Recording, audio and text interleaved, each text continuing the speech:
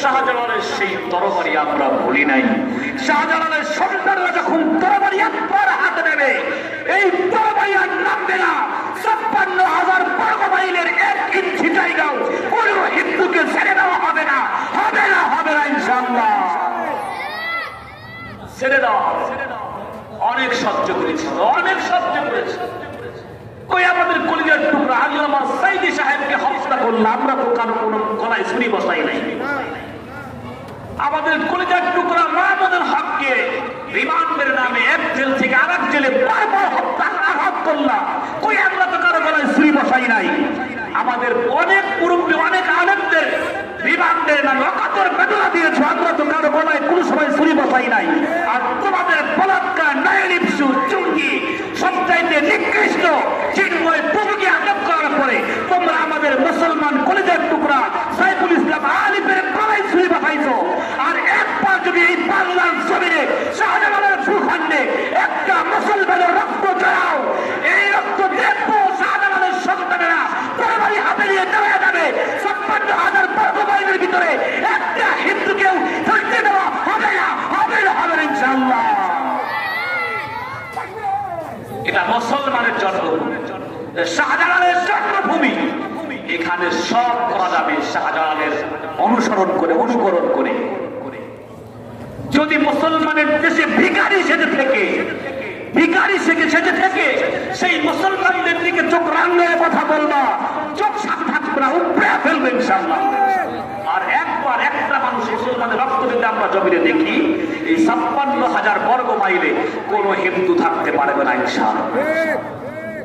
কারণ তোমরা মনে করতেছো আমরা তো চতুর্দিক দিয়ে আটকায় ফেলেছি। আমাদের মাথার উপর যে জগদ্দল পাথর ফ্যাসিস্ট স্বৈরাচার ছিল, এই ১৬ বছর স্বৈরাচার আমাদেরকে শিখাইছে বাংলা আমাদের বন্ধু, শিখাইছে আমাদের পাকিস্তান আমাদের শত্রু, ঠিক কিনা? আমাদের শিখাইছে ভারত বন্ধু, পাকিস্তান শত্রু। কিন্তু স্বৈরাচার যাওয়ার পরে আমরা দেখতেছি পাকিস্তান আমাদের বন্ধু, ভারত আমাদের ১ নম্বরের শত্রু, ঠিক কিনা? ভারত আমাদের ১ নম্বরের শত্রু। স্বৈরাচার এতদিন আমাদেরকে যা খাওয়ানোর চেষ্টা করেছো, যখন তুমি শেষ হয়ে গিয়েছো, এখন আমরা দেখতেছি আমাদের পাকিস্তান আমাদের বন্ধু।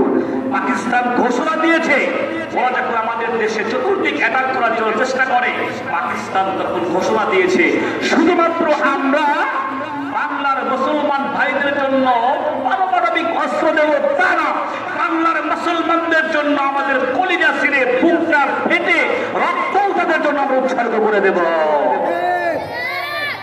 আমাদের বন্ধু পাকিস্তান আমাদের সাথে আছে, ওদিক থেকে আফগানিস্তান আমাদের তালেবান ভাইরা আছে, তারপরে চীন তো আমাদের বন্ধু বানাই নিয়েছে। সামনে আগাবা, পিছনে যাওয়ার সুযোগ তোমাদের নাই। বাংলাদেশে ঢুকলে আমার এক ব্রাহ্মণবাড়িয়া জেলার মানুষ থাকলেই তো যথেষ্ট, ঠিক কিনা? ব্রাহ্মণবাড়িয়ার জিনিস থাকলেই যথেষ্ট। এটা কিন্তু সেই একাত্তরের বাংলাদেশ। তোমরা আমাদের এই মানচিত্র চুরি করে নিয়েছো। বেশি বুঝলে আমাদের মানচিত্র আমরা বুঝায় নেবই নেবই নেবই ইনশাআল্লাহ। যাই হোক, আমি সামনের দিকে যাচ্ছি। আল্লাহ রাব্বুল আলামিন বলতেছে ওয়ারাদিতু লাকুমুল ইসলাম দীনা, ইসলাম তোমাদেরকে আমি দিয়েছি। এই ইসলাম পাওয়ার পরে তোমরা ধর্মনিরপেক্ষতার দিকে কেন ঝুঁকে গেলা? লেনিন আর কার্ল মার্ক্সের মত কেন তোমরা গ্রহণ করে নিলাম? লেনিন আর কার্ল মার্ক্সের মতের চাইতে কি আমার এই ইসলাম, আমার এই কোরআন তোমাদের কাছে ছোট হয়ে গেল? আজকে আমি তোমাকে পৃথিবীতে পাঠাইলাম একমাত্র দিন, একমাত্র ধর্ম ইসলামে থাকার জন্য, কিন্তু তুমি ইসলাম ছেড়ে দিয়ে গেলে আর কার্ল মার্ক্সের মত আর পথ অনুসরণ করতে শুরু করেছ। তুমি আজকে আমি তোমাকে শক্তি দিয়েছি, সাহস দিয়েছি, এই আমার দেওয়া শক্তি আর সাহস নিয়ে তুমি এমন বাহাদুরি হয়ে গেল, তুমি এই হামদুলিয়ার একজন স্বৈরাচারের একটা তুমি সদস্য হয়ে গেল, তুমি একজন নেতা হয়ে গেল। সিরাজগঞ্জের নেতা হয়ে গেলাম, বিভাগীয় নেতা, রাষ্ট্রীয় নেতা, এরপরে তুমি বিশ্ব নেতা হয়ে গেলা। তোমার ইতিহাস, পূর্বের ইতিহাস একটু খুলে দেখো। আল্লাহ তাআলা বলেন, হাল আতা আলাল ইনসানি হিনুম মিনাদ দাহরি লাম ইয়াকুন শাইআন মাযকুরা।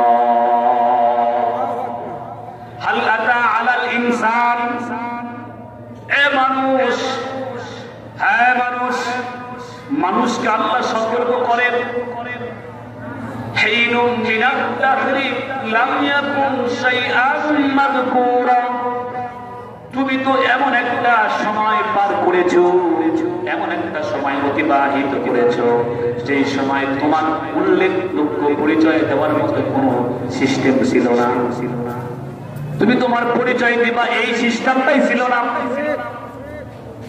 সেখান থেকে আমি তোমারে মানুষ বানাইলাম, সেখান থেকে আমি তোমারে রক্তপিণ্ড থেকে আবার হাড় মাংস তৈরি করলাম, শরীরের মুখ দেখাইলাম। ওই যে আতমামতু আলাইকুম নিয়ামতি, আল্লাহ বলতেছেন তুমি মায়ের পেটে ছিলাম, কি তোমাকে খাওয়া লাগবে, কিভাবে তোমাকে বেঁচে থাকতে হবে, দুনিয়ার কোনো মানুষ জানে না। আমি রব্বুল আলামিন তোমারে সেই রকম করে খাওয়াইছি, বাঁচাইছি, জমিনে তোমারে আনছি, দুনিয়ার আলো তোমারে আমি দেখাইছি। এই দেখানোর পরেও তুমি লেনিন আর কার্ল মার্ক্সের ধর্মনিরপেক্ষতার দিকে কেন ঝুঁকে গেলাম? এইভাবে ডাকে, ইয়া আইয়ুহাল ইনসান মা গাররাকা বিরাব্বিকাল কারীম। আল্লাহ বলতেছে, রে দুনিয়ার মানুষগুলা, হে মানুষ, আমি আল্লাহ তোমার সব দেওয়ার পরে আমি আল্লাহ থেকে তোমাদেরকে কে দূরে সরায় রাখছে বলো? তোমারে আমি সব দেওয়ার নিয়ামত দিয়েছি, সব নিয়ামত দিয়েছি, এর ভিতরে বড় কিছু নিয়ামত তোমারে দিয়েছি। আল্লাহ বলে, কি বলার বড় নিয়ামত? কুল বিফাদিলিল্লাহি ওয়া বিরাহমাতিহি ফাবিযালিকা ফালইফরাহু। আল্লাহ কয়, তোমাদেরকে আমি নিয়ামত দিয়েছি, এর মধ্যে বড় শ্রেষ্ঠ নিয়ামত একটা দিয়েছি, সেটা হলো কুরআনুল কারীম। সুবহানাল্লাহ, কুরআনুল কারীম দিয়েছি। কুরআনুল কারীম পাইছো, ইফরাহু, তোমরা এবার আনন্দ করো, আনন্দ করো। সুবহানাল্লাহ, কুরআন পাওয়ার পরে তোমরা আনন্দ করো। আল্লাহ শিখাইতেছে, কোরআন পাওয়ার পরে আনন্দ করো। এই যে কোরআন পাইলাম, কোরআনটা আল্লাহ নবী, বিশ্ব নবী, রাহমাতাল লিল আলামিন নবী বলেন, قال رسول الله صلى الله عليه وسلم القرآن حجة الله وعليك القرآن حجة لك وعليك। এই যে কোরআন তোমাদেরকে আমি দিয়েছি, কোরআন তোমাদের পথপ্রদর্শক, কোরআন তোমাদেরকে নিয়ে যাবে সরাসরি জান্নাতের দিকে। সুবহানাল্লাহ, কোরআন তোমাদেরকে সরাসরি জান্নাতের দিকে নিয়ে যাবে, শাফাআত করবে কোরআন কিয়ামতের মাঠে। এই কোরআন যে শাফাআত করবে আমাদের, যাকে শাফাআত করবে, কোরআনের শাফাআতটা আল্লাহর কাছে সবচাইতে বেশি, অনেক উত্তম শাফাআত হবে আল্লাহর কাছে। কোরআন যে শাফাআতটা করবে, কোরআন আমাকে আপনাকে শাফাআত করে দিয়ে দেবে জান্নাতে। এটাও সামনের দিকে আসে। এরপরে 2 নম্বরের নিয়ামত আমি আল্লাহ তোমাদেরকে দিয়েছি, ওমা আরসালনাকা ইল্লা রাহমাতাল লিল আলামিন। আল্লাহ বলতেছেন 2 নম্বরের নিয়ামত কি দিয়েছি জানো? তোমাদেরকে আমি নবী দিয়ে 2 নম্বরের নিয়ামত তোমাদেরকে দিয়েছি। সুবহানাল্লাহ, নবী তো সবার জন্যই নিয়ামত, পশু পাখির জন্যও নিয়ামত। ওদিকে আমার সাবজেক্ট আর দিকে সাবজেক্ট আমি আগের দিকে যাইতেছি। 2 নম্বরের 3 নম্বরের নিয়ামত কি? 3 নম্বরের নিয়ামত হলো দৌলতে ঈমান। আমরা যে ঈমান পেয়েছি, কালেমা পড়েছি, মুসলমান হয়েছি, এই কালেমা, এই মুসলমান হলো আমাদের ঈমান। ঈমান 3 নম্বরের শ্রেষ্ঠ নিয়ামত আল্লাহ তাআলা দিয়েছেন আমাদের জন্য। ঈমান, ঈমান পেয়েছি, সব পেয়েছি। আমার পঠিত আয়াত ওইটাই, ইয়া আইয়ুহাল্লাযীনা আমানু তাকুল্লাহ হাক্কা তুকাতিহি ওয়া লা তামুতুন্না ইল্লা ওয়া আনতুম মুসলিমুন। আল্লাহ রাব্বুল আলামিন মানুষকে ডাকছে, আমাদেরকে ডাকতেছে। ডাকের ভিতরেও অনেক কিছু বোঝা যায়, আওয়াজের ভিতরেই বোঝা যায়। কখনো কখনো বাবা তার সন্তানকে ডাক দেয়, আব্বু এদিকে আসো, ডাকে না? ডাক্তার সন্তানকে ডাকে, আব্বু এদিকে আসো। এই যে ডাকতেছেন আব্বু এদিকে আসো, এই ডাকটা শোনার সঙ্গে সঙ্গে সন্তান কিন্তু আপনার ভালোবাসা মহাব্বত বুঝে সব ফেলে দিয়েছে, দৌড়ে এসে বাবাকে জড়ায় ধরে। বাবা মহাব্বতের সুরতে আমাকে ডাক দিয়ে, ভালোবাসার সুরতে ডাক দিয়েছে। আবার এই বাবা এই সন্তানকে মাঝে মধ্যে ডাক দেয়, আব্দুর রহমান এদিকে আসো। পার্থক্য হয় নাই? প্রথমে ডাকতেছে আব্বু এদিকে আসো, পরের বার ডাকতেছে আব্দুর রহমান এদিকে আসো। কত বেশি হয়ে গেছে, তাই না? আবার এই বাবা এই সন্তানকে মাঝে মধ্যে ডাকে, এই আব্দুর রহমান এদিকে আয়। কত বেশি হয় নাই? তিনটা ডাকের পার্থক্য বোঝেন নাই? আল্লাহ তাআলা এভাবেই আমাদেরকে ডাকছে। কেমন? মাঝে মধ্যে কোরআনুল কারীমে কিন্তু ডাকছে, ইয়া আইয়ুহাল ইনসান, হে মানুষ। আবার কখনো কখনো ডাকছেন, ইয়া আইয়ুহাল কাফির, হে কাফের। কিন্তু আমাদেরকে ডাকছে এখানে, ইয়া আইয়ুহাল্লাযীনা আমানু, হে ঈমানদারেরা। আমার ভালোবাসার বান্দারা, আমার মহব্বতের বান্দারা, যাদের জিহ্বায় কালিমা আছে, তোমাদেরকে ডাকছি এদিকে আসো, এদিকে আসো, এদিকে আসো। আল্লাহ ডাকছে তাই গিয়েছি, আমরা আসছি। জি আল্লাহ আমরা আসছি, কি বলবেন বলেন? আল্লাহ তাআলা ডাক দিয়ে এসে বলে, ইত্তাকুল্লাহ, আমাকে ভয় করো। কালিমা পড়ছো, জিহ্বায় কালিমা, এবার তোমার কাজ আমাকে ভয় করো। ভয় করবো?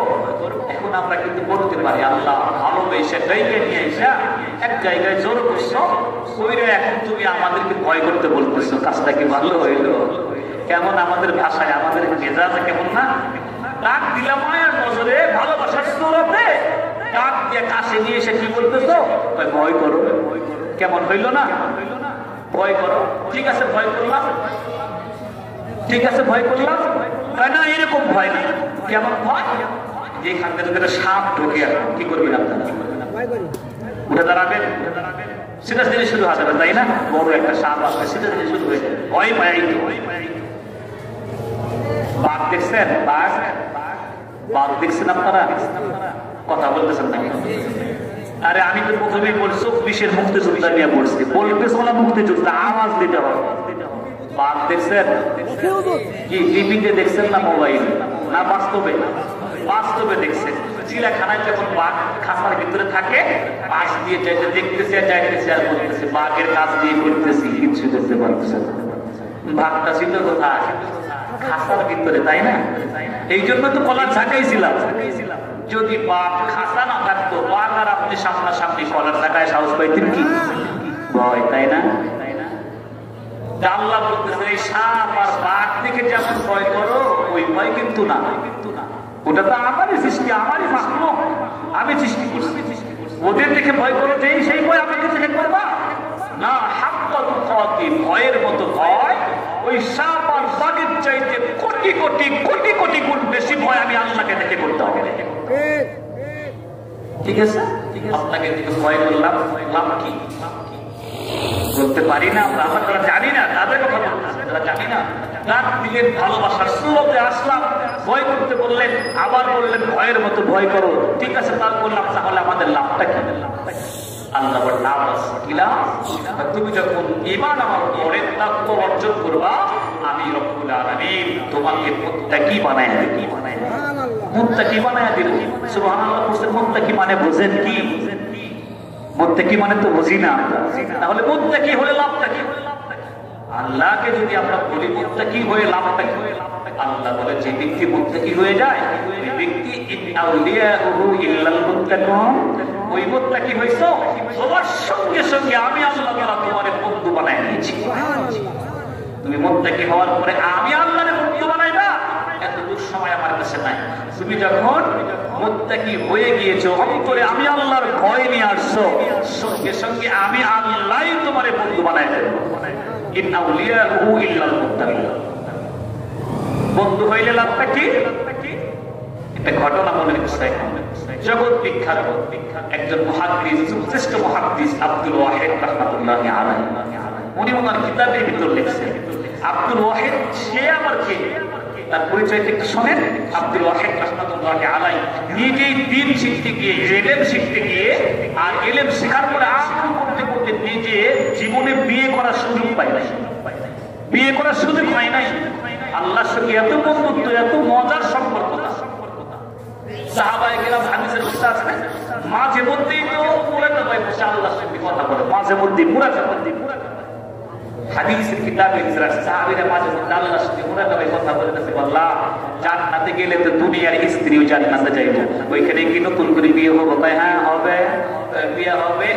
এইরকম মুরাকাবার ভিতরে বসে গেছে শেখ আব্দুল ওয়াহিদ রাহমাতুল্লাহি আলাইহি। উনি বসে মালিকের সঙ্গে কথা বলতেছে মুরাকাবার ভিতরে, প্রেম শুরু হয়ে গেছে। বসে বলতেছে, আল্লাহ জান্নাতে দিবা, জান্নাতের ভিতরে দুনিয়ার স্ত্রী আবার নতুন করে বিয়ে হবে, ঠিক আছে, কিন্তু আমি তো দুনিয়াতে বিয়েই করি নাই, তাইলে আমি দুনিয়াতে দুনিয়ার স্ত্রী জান্নাতে পাবো কেন? আল্লাহ বলে, তুমি আমার বন্ধু, তুমি না মুত্তাকি, তাকওয়া অর্জন করছো, তুমি তো আমার বন্ধু, বন্ধুর জন্য তো সবই করা যায়, সবই করা যায় না? বন্ধুর জন্য তো সবই করা যায়।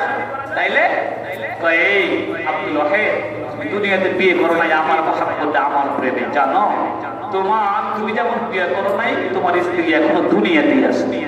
সুবহানাল্লাহ, তোমার স্ত্রী দুনিয়াতে আছে, দুনিয়াতে আছে। হ্যাঁ, তোমার স্ত্রী দুনিয়াতে, আমি আল্লাহর মহাব্বতে, আমি আল্লাহর সঙ্গে প্রেম করতে করতে, ইবাদত করতে করতে সেও বিয়ে করার সুযোগ হয় নাই। তাই এখনো আছে, বলে আছে কোথায়? আল্লাহ দেখা করায় দাও না, মুরাকাবায় কথা চলে, প্রেম দেখায় দাও না। আল্লাহ বলে, দেখবা বন্ধু বন্ধুর কাছ থেকে চাইলে তো দেওয়াই যায়। বন্ধু বন্ধুর জন্য সব করে না, বন্ধু বন্ধুর জন্য জীবন দিয়ে দেয়। আমরা টাঙ্গাইলের একটা ঘটনা থেকে দেখলাম, পত্রিকায় আসছিল ঘটনাটা, যে বন্ধু, দুই বন্ধু, এক বন্ধু বিয়ে করছে, দুই বন্ধুর সঙ্গে কথা হয়েছে, বন্ধু বিয়ে করবা তুমি, বাসর রাত দিবা আমার। পত্রিকায় আসছে টাঙ্গাইলের ঘটনা, বন্ধু বিয়ে করে নিয়ে আসছে, বাসর করে আর এক বন্ধুরে পাঠায় দিচ্ছে। বন্ধুত্ব টিকানোর জন্য, বন্ধু বন্ধুর জন্য সব করে, জীবনও দিয়ে দেয়। এইখানে আল্লাহ বলে, দেখতে চাইছো, যাও অমুক ভূমির ভিতরে আছে, যাও দেখে আসো মাইমুনা। আব্দুল ওয়াহিদ এবার সেই শিখানো ভূমির দিকে রওনা দিচ্ছে, গেছেন। সেখানে গিয়ে দেখতেছে বিশাল এই মরুভূমির ভিতরে একটা অনেকগুলা ভূমির এক জায়গায় লাভ খাইতেছে, পাশে একজন জায়নামাজ বিছায়া নামাজের মুসল্লা, নামাজের ভিতরে দাঁড়ায় আছে, নামাজ পড়তেছে। কিন্তু মালিকের সঙ্গে বড় সম্পর্কটা, প্রত্যেকটা হরফে হরফে মালিকের সঙ্গে প্রেম, প্রত্যেকটা শব্দে শব্দে, লাইনে লাইনে মালিকের সঙ্গে প্রেম। তো আপনারা বলতেছেন আমার ভিতরে শেষ পায় না, পিছনে দাঁড়ায় থাকতে থাকতে আত্তাহিয়াতুস সূরাতে বসে গেছে। আত্তাহিয়াতু করতেছে মাইমুনা, নামাজের ভিতরে আত্তাহিয়াতু করতেছে। নামাজের ভিতরে কথা বলা যায়?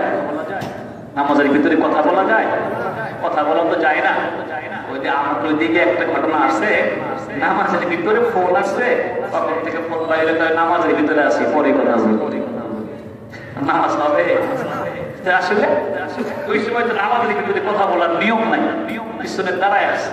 আর এদিক থেকে মাইমুনার সঙ্গে মালিকের প্রেম, শব্দে শব্দে, লাইনে লাইনে প্রেম চলেছে। আত্তাহিয়াতু লিল্লাহি ওয়াসসালাওয়াতু ওয়াত-তাইয়্যিবাত, আত্তাহিয়াতু লিল্লাহি ওয়াসসালাওয়াতু ওয়াত-তাইয়্যিবাত। প্রত্যেকটা শব্দে শব্দে মালিকের সঙ্গে প্রেম। মাইমুনার এই পড়া শেষ হয় না, তেলাওয়াত শেষ হয় না, আস্তে আস্তে প্রেমের নিয়তে প্রেম করতেছে, মালিকের সঙ্গে পড়তেছে। পড়তে পড়তে পড়তে পড়তে লম্বা সময় তাশাহুদ পড়লেন, দুরূদ শরীফ পড়লেন, দোয়া মাসুরা পড়লেন। ডাইনে একটা সালাম দিয়েছেন, বামে একটা সালাম দিয়েছেন। পিছন থেকে আব্দুল ওয়াহিদ সঙ্গে সঙ্গে বলে, আসসালামু আলাইকুম ওয়া রাহমাতুল্লাহ। পিছন থেকে যখন পুরুষের কণ্ঠে একটা সালাম ভেসে আসলো, কিতাবের ভিতরে লেখে মাইমুনা জায়নামাজের ভিতরে বসা, মাথার কাপড়টা এই ঘুমটিটা আরো একটু লম্বা করে ঘুমটিটা দিয়ে দিলেন। যাই নামাজের মুসল্লায় বসে গেলেন, আরো নুয়ে বসলেন পর্দা করার জন্য। বসে উত্তর দিলেন, ওয়ালাইকুম আসসালাম ওয়া রাহমাতুল্লাহ। আব্দুল ওয়াহিদ, এই মরুভূমির ভিতরে কেন আসলা? সুবহানাল্লাহ, জীবনে কোনদিন দেখে নাই, নাম ধরে বলছে আব্দুল ওয়াহিদ মরুভূমির ভিতরে কেন আসে? আব্দুল ওয়াহিদ থেকে মানে তর্জম হয়ে গেছে, আশ্চর্যান্বিত হয়ে গেছে। জীবনে কোনদিন আমি দেখি নাই, আমার কোনদিন সে দেখে নাই, আমার নাম ধরে রাখতেছে। যুগশ্রেষ্ঠ মুহাদ্দিস আশ্চর্যান্বিত হয়ে গেলেন। এক পর্যায়ে মাইমুনাকে দেখলে এই চিন্তা তার মাথার ভিতর থেকে সরে গেল। এক পর্যায়ে মাইমুনা, এই আব্দুল ওয়াহিদ মাইমুনাকে ডাক দেয়া, মাইমুনা রে, এ মাইমুনা, তোমাকে দেখার জন্য শত শত মাইল সফর করে এই মরুভূমির ভিতর আসছিলাম। দেখার উদ্বেগতা আমার ভিতর থেকে চলে গিয়েছে। আমার এখন জানতে ইচ্ছে করে, এ মাইমুনা, আমার জানতে ইচ্ছে করে এই দুনিয়াতে কখন কোথায় তুমি আমারে দেখছো? আমার নাম তোমার কাছে কে বলেছে? তাড়াতাড়ি করে বলো। মাইমুনা বলতেছে, হে আব্দুল ওয়াহিদ, তোমার নাম আমি কোনদিন শুনি নাই, তোমার নাম তোমাকে আমি কোনদিন দেখি নাই, তবে কেমনে কিভাবে তুমি আমার নাম ধরে রাখ দিলা বলো? মাইমুনা বলেন, হে আব্দুল ওয়াহিদ, ওই যে রূহের জগতে তোমার রূহটা আর আমার রূহটা যে পাশাপাশি ছিল, ওই সময় যে তোমার রূহের ঘ্রাণটা আমার নাকের ভিতরে এসেছিল, ঠিক তুমি যখন পিছনে এসে দাঁড়াইছো, ওই রূহের জগতের ঘ্রাণটা আমার নাকের ভিতরে এখন চলে এসেছে। আমি বুঝতে পারছি তুমি আব্দুল ওয়াহিদ ছাড়া আর এই দুনিয়াতে আমার এই মরুভূমির ভিতরে কেউ আসতেই পারে না। এই আব্দুল ওয়াহিদ তার পরিচয় বলতেছিলাম, যেই কথা বলছিলাম সেই কথার দিকে আগাই। আব্দুল ওয়াহিদ এবং তার বন্ধু মরুভূমির ভিতর দিয়ে পথ চলতেছেন, লম্বা সফর। মরুভূমি, আরবের মরুভূমি, বিশাল বিশাল মরুভূমি। একদিকে তাকাইলে মরুভূমির অপর প্রান্ত দেখা যায় না, এত লম্বা, এত বিশাল বিশাল মরুভূমি। মরুভূমির ভিতর দিয়ে সকালবেলা বাড়ি থেকে বের হয়েছে বন্ধুকে সাথে নিয়ে লম্বা সফর। এই সফর করতে গিয়ে আব্দুল ওয়াহিদ আর তার বন্ধু যখন সফর করতে করতে ক্লান্ত হয়ে যাইতেছেন, মরুভূমির মাঝামাঝি যখন চলে গেছে, যাওয়ার পরে মরুভূমির মাঝামাঝি দেখতেছেন একটা বোকা গোলাম। বোকা মানুষ সমাজে একদম থাকে না, কথা কম বলে, একটু কম বোঝে। এই একটা বোকা গোলাম, বোকা একটা গোলাম এই মরুভূমির ভিতর দিয়ে তাদের দিকে আসতেছে, কিন্তু মাথার ভিতরে বিশাল বড় একটা লাকড়ির বোঝা, বিশাল বড় একটা লাকড়ির বোঝা নিয়ে বসে আছে। এমন সময় এই আব্দুল ওয়াহিদ রাহমাতুল্লাহ আলাইহি তার বন্ধু এই বোকা গোলাম যখন কাছে আসছে, আসার পরে বোকা গোলামের দিকে তাকায়া বোঝা মাথার উপর বোঝা দেখাই শ্রেষ্ঠ মুহাদ্দিস আব্দুল ওয়াহিদ রাহমাতুল্লাহ আলাইহির মেজাজ গরম হয়ে গেছে। এমনিতে রোদের ভিতরে আর প্রখর গরম বালুর ভিতরে মেজাজ এমনি গরম। এরপরেও জিজ্ঞাসা করতেছেন, এই গোলাম, বোকা গোলাম, তোমার মনিবের পরিচয়টা বলো। এমন ভাবে বলতেছে যাইতে কইরা পরিচয়, মনিবের পরিচয় নিয়ে কিছু বকা দিবে, গালি দিবে। আব্দুল ওয়াহিদ রাহমাতুল্লাহ আলাইহি গালি দিবে, এই ভাব নিয়া, এই চিন্তা নিয়া গোলাম তার গোলামে বলতে, তোমার মালিকের পরিচয় বলো, মালিকের পরিচয় বলো। এমন করে বলার সঙ্গে সঙ্গে তারিখের কিতাবের ভিতরে লেখেন, বোকা গোলাম তার মাথার উপরে লম্বা কাঠের বোঝা, বিশাল বড় কাঠের বোঝা, লাকড়ির বোঝাটা জমিনের ভিতরে নামায়া ফেললেন। জমিনে নামায়া কোনো কথা নাই, তার এই চেহারাটা আসমানের দিকে ভাসায়া দিছে, চেহারাটা আসমানের দিকে ভাসায়া দিয়া তার দুই নয়ন দিয়ে অশ্রু ঝরা শুরু করে দিলেন। তার এই চোখের পানিতে দাড়িগুলা ভিজে যাইতেছে। দাড়ি ভিজে ভিজে টপ করে পানি বুকের উপর পড়ে, আকাশের দিকে তাকায় বলে, ও আমার মুনিব, ও আমার মালিক, জানো আমার সামনে এখন যুগশ্রেষ্ঠ মুহাদ্দিস আব্দুল ওয়াহিদ রাহমাতুল্লাহি আলাইহি এবং তার বন্ধু দাঁড়াইছে। কোনদিন দেখে নাম ধরে বলতেছে, ও মালিক, যুগশ্রেষ্ঠ মুহাদ্দিস আব্দুল ওয়াহিদ এবং তার বন্ধু আমার সামনে দাঁড়ায় গেছে। মালিক, ও আমার মুনিব, তোমার পরিচয় জানতে চাই। মুনিব গো, তোমার পরিচয় আমার এই গুনাহযুক্ত জবাব দিতে আমি লজ্জা পাইতেছি। আমার এই নাফরমানির জবাব দিয়ে তোমার মতো মুনিবের পরিচয় দিতে বড় লজ্জা লাগে। ও আমার মুনিব, তুমি যদি তোমার পরিচয়টা নিজে দিয়ে দিতে। সুবহানাল্লাহ। বোকা গোলাম মালিকের সঙ্গে কথা বলে, তুমি যদি তোমার পরিচয়টা নিজেই দিয়ে দিতে। কিছুক্ষণ পরে বলে, মালিক, তুমি তো তোমার পরিচয় নিজেই দিয়ে দিবা, কিন্তু আমি তোমার একটা পরামর্শ দেই। তুমি যদি আমার পরামর্শ অনুযায়ী পরিচয় দাও, ও আমার মুনিব, তাহলে আমার জন্য একটু ভালো হয়। সুবহানাল্লাহ। মালিককে মুনিবকে পরামর্শ দিতেছে, তুমি তো তোমার পরিচয় দিবা, যদি আমার পরামর্শ অনুযায়ী পরিচয়টা দাও তাহলে আমার জন্য ভালো হয়। এই কথা বইলা বলতেছে, মুনিব গো, তুমি আমার পরামর্শটা শোনো। এই যে আমার বিশাল বড় লাকড়ির বোঝা, এই বোঝাটা একটু স্বর্ণ দিয়ে পরিবর্তন করে দিয়ে দাও। সুবহানাল্লাহ। যুগশ্রেষ্ঠ মুহাদ্দিস আব্দুল ওয়াহিদ রাহমাতুল্লাহি আলাইহি এবার এই যে বোকা গোরা আসমানের দিকে তাকায়া চোখের পানি সরায়া মালিকের সঙ্গে কথা বলে, ওই চেহারার দিকে তাকায়া আছে। এই কথাটা যখন বের হয়েছে জবাব দিয়া, যুগশ্রেষ্ঠ মুহাদ্দিস তার চেহারা থেকে চেহারা ঘুরায়া খড়ির বোঝার দিকে, লাকড়ির বোঝার দিকে দিয়ে দিতেছে। আর ভাবতেছেন, দেখি গোলামের কথা কবুল হইতে কত দেরি হয়। তারিখের কিতাবের ভিতরে লেখে, এই যে চেহারার দিকে যখন তাকানো, চেহারার থেকে যখন চোখটা ফিরায়া যুগশ্রেষ্ঠ মুহাদ্দিস আব্দুল ওয়াহিদ লাকড়ির বোঝার দিকে যখন তাকাইছে, তাকায়া দেখে সুবহানাল্লাহ, লাকড়ির বোঝাটা বোঝার ভিতরে স্বর্ণে রূপান্তরিত হয়ে গিয়েছে। এই যে যুগশ্রেষ্ঠ মুহাদ্দিস আব্দুল ওয়াহিদ ভাবতেছে, এই মানুষটাকে বোকা মনে করছিলাম, বোকা গোলাম, আসলে তো সে বোকা না, আসলে সে বোকা না। মালিক তার পরামর্শ নিয়ে কাজ করে। এই মানুষটা তো আসলে বোকা না। যুগশ্রেষ্ঠ মুহাদ্দিস আব্দুল ওয়াহিদ রাহমাতুল্লাহি আলাইহি এবার চিন্তা করতেছে, এখান থেকে কিছু বরকত আমাকে নিতে হবে।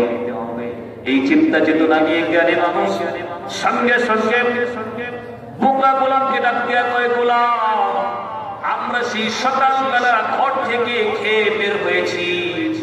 এই যে কঠিন রোদের তাপ আর গরম বালির ভিতর দিয়ে চলতে গিয়ে আমাদের পেটে কোনো খাবার নাই, তৃষ্ণায় মুখের সাথে ফেটে যায়। আরে গোলাম, আমরা এই মরুভূমির ভিতরে তোমার কাছে দুইজন মেহমান হয়ে আসলাম। এরে গোলাম, মেহমান হয়ে তোমাদের কাছে এসেছি, তোমার কাছে এসেছি। যদি আমাদের এই দুইজনকে মেহমানদারি করাইতা তাহলে আমরা উপকৃত হয়ে যাইতাম। এই কথাটা বলার সঙ্গে সঙ্গে কিতাবের ভিতরে লেখেন, এই বোকা গোলাম আগের বার শুধু চেহারা ভাষায় দিয়ে মালিকের সঙ্গে কথা বলছে, এমন মেহমানদারি, মেহমান হওয়ার কথা যখন প্রকাশ করছে বোকা গোলামের কাছে, বোকা গোলাম এবার শুধু চেহারা আসমানের দিকে ভাসাইছে তা না, বোকা গোলাম নিজের দুইটা হাত আসমানের দিকে উঠাইয়া দিয়েছে। চেহারা দুইটা হাত উঠানো, মালিককে ডাক দিয়া কয়, মালিক, ও আমার মুনিব, তুমি জানো আমি বোকা গোলাম তোমার বান্দা, সকালে ঘর থেকে খেয়ে বের হয়েছি, দুপুরে কি খাবো এই খাবার আমার ব্যাগে আমি রাখি না, দুপুরে কি খাবো এই খাবারটা আমি ঘরেও রাখি না। সুবহানাল্লাহ। আমি জানি আমার তুমি খাওয়াইবা, তোমার মতো রাজ্জাক মালিক তো আমার আছে। কি প্রেম, কি প্রেম, কি প্রেম! তোমার মতো মালিক আমার আছে, আমি টেনশন করি না। দুপুরের খাবার পিঠে করে বাহন করার মতো গাধা আমি না, রাতের খাবার ঘরে গচ্ছিত করার মতো গাধা আমি নাই, পেরেশানি নিতে চাই না। কারণ আমি জানি তুমি রাজ্জাক মালিক, তুমি তো আমারে খাওয়াই পাই, না খায়া তো রাখো না। ও মালিক, আমাকে তুমি অবশ্যই অবশ্যই খাওয়াইবে, এই জন্য খাবার কাছেও রাখি না, ঘরেও রাখি না। ও মালিক, কিন্তু এখন আমার সামনে যুগশ্রেষ্ঠ মুহাদ্দিস আব্দুল ওয়াহিদ এবং তার বন্ধু মেহমান হয়ে আসছে। ও আমার মুনির, তোমার বন্ধু পয়গম্বর আরবি মুহাম্মদুর রাসূলুল্লাহ সাল্লাল্লাহু আলাইহি ওয়াসাল্লাম মেহমান পাইলে বড় খুশি হয়ে যায়। মেহমানের সঙ্গে যথাযথ মর্যাদা ভালো করত, মেহমানকে পেট পুরো করে খাওয়াইতো। ও আমার মুনির, ও আমার মালিক, মেহমান পাইয়া তোমার বন্ধু খুশি হয়ে যাইতো, যথাযথ মর্যাদা করতো, আপ্যায়ন করতো। আল্লাহ আমি কি খাওয়াবো মেহমানদেরকে, আমার কাছে কিছু নাই। ও আল্লাহ, কিন্তু আমার ভিতরে এখন তোমার প্রিয় নবীজির এই সুন্নাহ, এই ইবাদতটা করার জন্য বুকটা যেন আমার চই চই করতেছে। আল্লাহ, এই ইবাদত, এই সুন্নাহটা পালন করার চেষ্টা করব, পালন করতে চাই, কিন্তু খাবার নাই। ও মালিক, কেমনে পালন করবো, কোথায় পাবো খাবার, কিভাবে দিবে, তাড়াতাড়ি করে দাও। এমন করে চাইতেছে, ওর চেহারাটা চোখ দিয়ে পানি পড়ে, চেহারা মালিকের দিকে ভাসায় দিচ্ছে, হাত দুইটা আসমানের দিকেই দেওয়া আছে, চাইতেছে চোখের পানি দিয়ে দাড়ি ভিজে ভিজে বুকের উপর পড়তেছে। বোকা গোলাম যখন তার হাতটা নিচের দিকে নিয়ে আসলো, উপর থেকে নিচের দিকে যখন হাতটা নিয়ে আসছে, কিতাবের ভিতরে লেখে এই হাতটা যখন নিচের দিকে নিয়ে আসছে, চেষ্টা মুহাদ্দিস আব্দুল ওয়াহিদ বলতেছেন ওই হাতের ভিতরে বড় বিশাল একটা খাদ্যের খামচা এসে হাজির হয়ে গেছে। খাদ্যের একটা খামচা চলে আসছে, এই খামচাটার উপর থেকে সবুজ মখমলের দস্তরখান সরাইয়া দেওয়া হলো। সরাইয়া দেওয়ার পরে শাইখ আব্দুল ওয়াহিদ রাহমাতুল্লাহি আলাইহি বলতেছেন, যখন কাপড়টা সরাইছে দেখা যাইতেছে এই গোশতের কোনার ভিতর থেকে গরম ধোঁয়া বের হইতেছে, আবার রুটির ভিতর থেকে গরম ধোঁয়া বের হইতেছে, পাশেই স্বচ্ছ মিষ্টি পানির একটা